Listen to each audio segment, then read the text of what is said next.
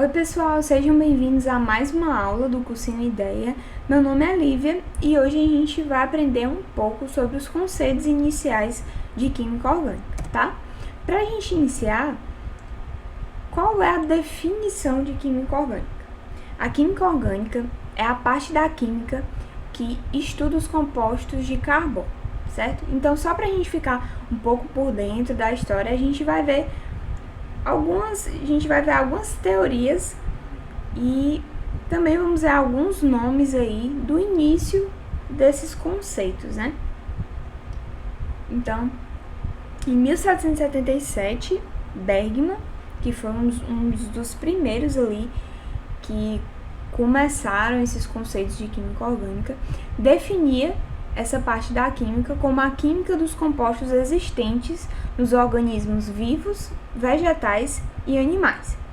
Então, depois de um tempo, em 1807, veio Berzelius com a teoria da força vital. E em que consistia essa teoria, né? Berzelius, ele acreditava que os compostos orgânicos eles só poderiam ser produzidos por seres vivos, porque teoricamente, né, os seres vivos teriam essa força vital capaz de produzir esses compostos orgânicos.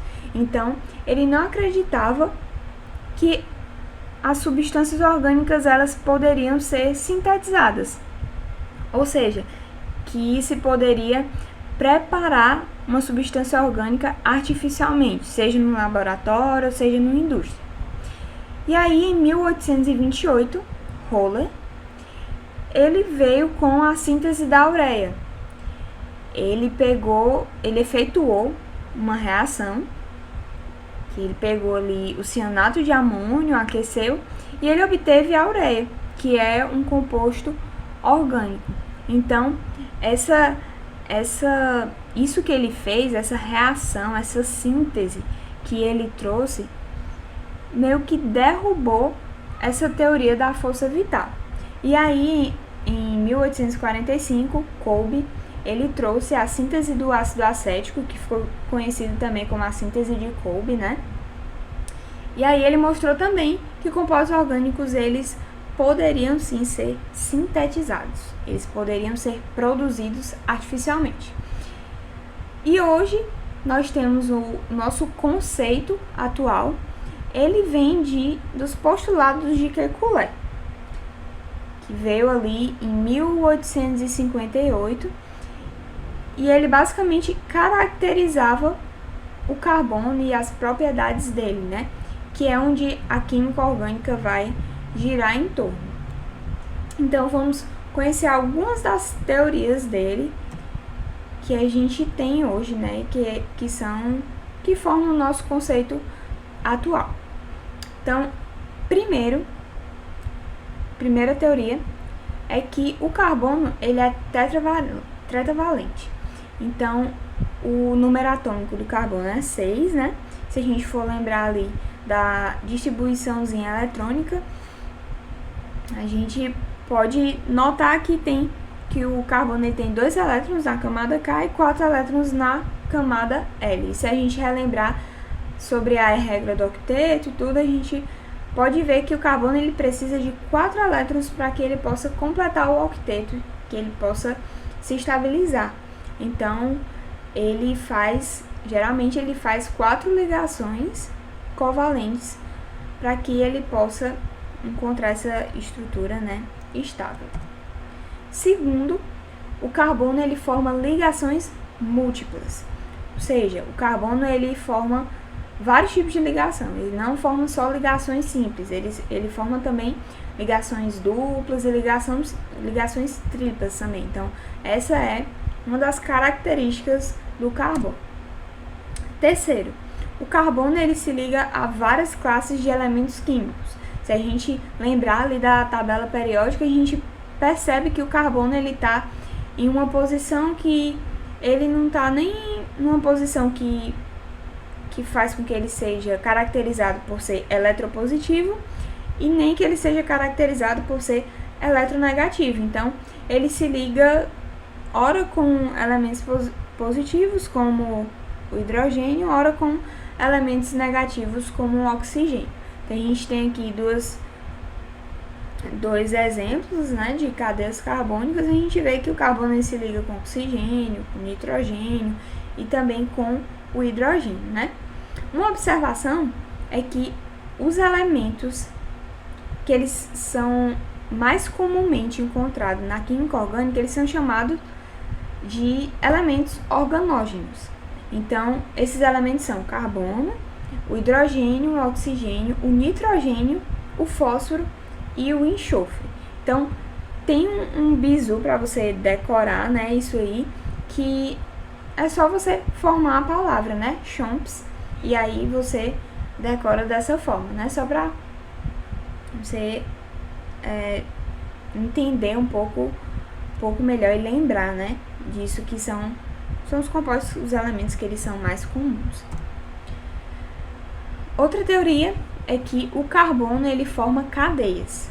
O carbono ele tem uma capacidade de se ligar aos outros átomos, né, formando encadeamentos ou cadeias curtas ou cadeias longas com as mais variadas disposições.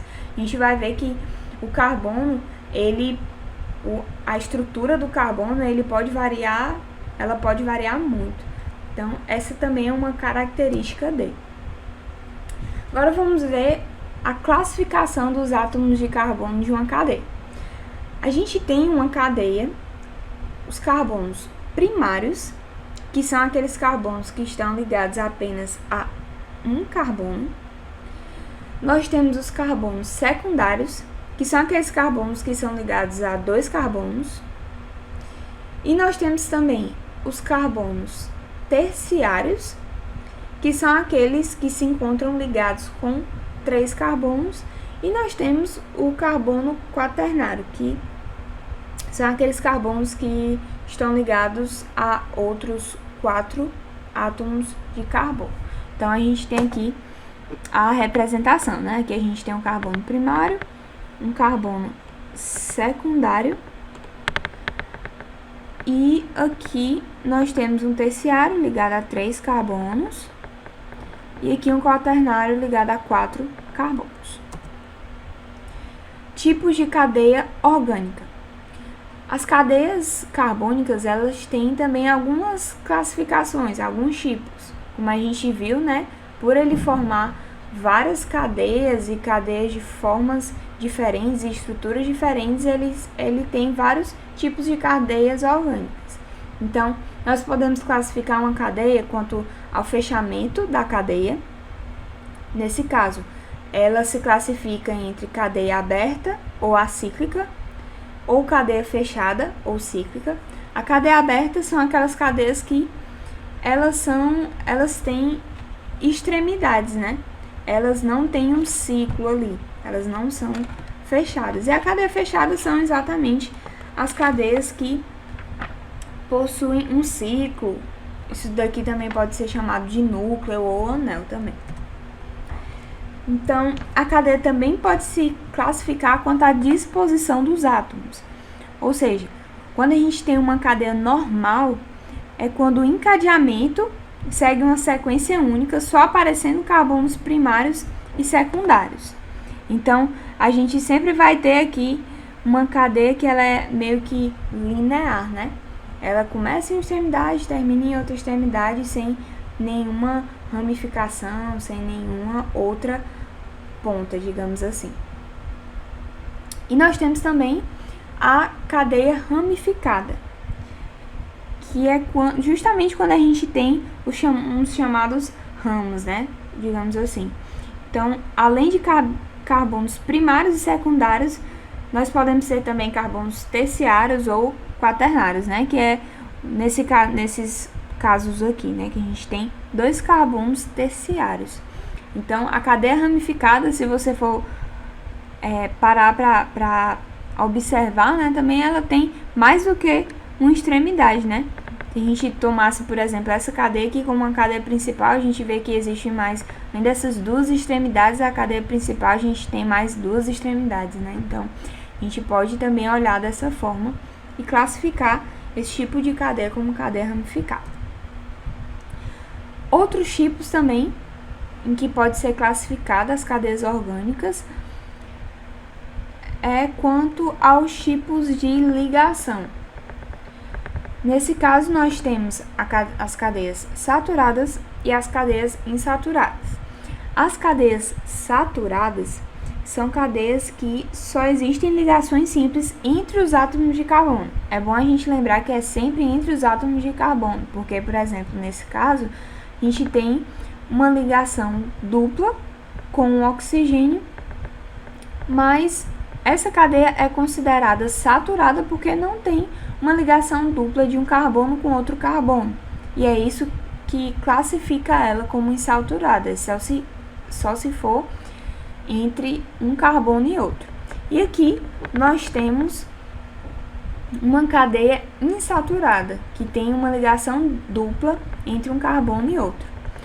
Outra coisa também que vale a gente observar é que existem duas representações, né, estruturais para a cadeia. A gente pode representar dessa forma aqui com os átomos de carbono e a gente pode representar dessa forma aqui também, que é chamada forma de traços, né, onde cada extremidade, cada ponto de inflexão significa que tem um carbono, tá bom? Então, para a gente descobrir quantos hidrogênios tem em cada carbono, é só a gente olhar para a cadeia, ver que o carbono já fez duas ligações aqui, né, que está a amostra, então a gente só completa com a quantidade de hidrogênio. Nesse caso, esse carbono ele faz duas ligações, uma com carbono, outra com outro carbono, então faltaria 2 hidrogênios, né, para ele ter as 4 ligações que ele precisa. Então, ele teria que ligado a ele 2 hidrogênios. Uma observação que eu já falei, né, que é importante a gente sempre lembrar, é que essa insaturação ela tem que ocorrer dentro da cadeia de carbono. Então, é importante que a gente não se confunda quanto a isso. Então, a gente pode classificar também os tipos de cadeia quanto à natureza dos átomos. E aí a gente pode dividir entre cadeias homogêneas e cadeias heterogêneas, tá? Então, a gente tem aqui um exemplo de uma cadeia homogênea, aqui a gente tem um exemplo de uma cadeia heterogênea, certo? Então, assim como no slide passado, falando sobre saturação e insaturação, a gente também tem uma observaçãozinha aqui que a gente tem que estar atento, né? Para ser uma cadeia considerada heterogênea, o elemento que vai ser diferente do carbono, ele tem que estar no meio da cadeia de carbonos. Ele não pode estar do lado de fora, né? Se a gente for lembrar, por exemplo, se tivesse um OH em vez de um H aqui, essa cadeia, e aqui tivesse um carbono, né? Essa cadeia seria considerada homogênea, porque ela só é considerada heterogênea quando o outro elemento, o elemento diferente do carbono, está no meio da cadeia, certo? Então, por último, a gente tem os nossos compostos aromáticos. Os compostos aromáticos, eles são compostos que têm o benzeno. São compostos que possuem um núcleo benzênico. E eles podem se dividir entre compostos mononucleares, que só tem um núcleo benzênico, e eles podem se dividir em compostos polinucleares. E aí essa classificação, né, de compostos polinucleares se dividem em duas também, que seria o polinuclear isolado e o polinuclear condensado. No polinuclear isolado, a gente considera que os compostos de benzeno, eles estão separados, né? E no polinuclear condensado, são 2 núcleos benzênicos que eles estão juntos, tá bom? Então, é isso, pessoal. Muito obrigada pela atenção e ótimos estudos!